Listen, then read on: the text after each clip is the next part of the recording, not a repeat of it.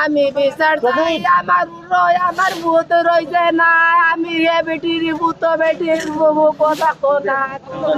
যারা যারা মারছে আমি আমার ভূতের আমি বাসি চাই আমি আর কোনটা চাই না গো ও আল্লাহ আমার বোন রে আমি বাসান করতে পারি না গো আমার একটা বুয়ার বাউ নাই রুজি কইরা বুয়ারে খাওয়াইয়া বড় করি তোলে কয়া আমার একটা দিন একটা ভাই হইব গো ই ভাইয়ে আমার ভবিষ্যতে করবো গো আমার বিরুদ্ধ করি খাওয়াই বড় হইতো আমার ভূত গো ও বন্ধু আমার বন্ধু তোমার খা লইল তোমার আর যাই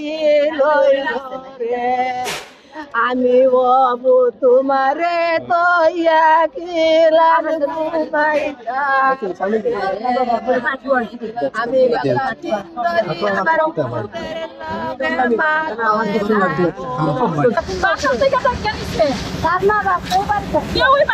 আমার খালা খালু ওরা বাড়িতে আর গ্রামের বাড়িতে আটলইতে আছে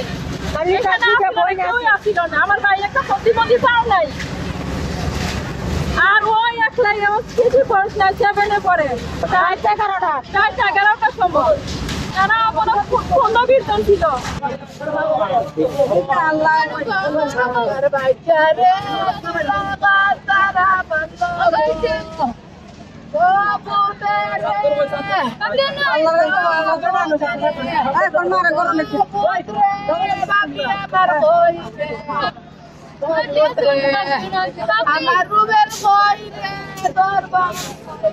আমার ভাই ছিল কষ্ট পাইয়া পিয়া মরতে আমি চাই আপনার চোখের সামনে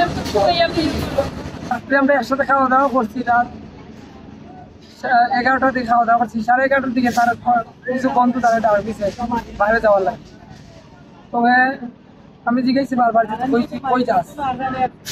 আমার আর কিছু কইছে না বাসা করতে পারাই তো বারানির প্রায় 10-15 মিনিট পরে শুনতে পারে তার বন্ধু একটাই পেটের মাঝে চাকরি পার মারি দিচ্ছে তার বন্ধুর লগে আরো 10-15 জন আসলো আর আমার ভাইয়ের লগে আসলো 3 জন তার লগে আসলো 3 জন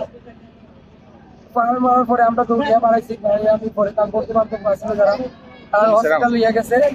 পরে আমরাও গেছি হসপিটালে যাওয়ার পরে তারা অপারেশন থিয়েটারে নেওয়া হয়েছে নেওয়ার পরে ডাক্তারে করে তার অবস্থা খুবই ক্রিটিক্যাল তারে আইসিউ দেওয়া লাগবে এবং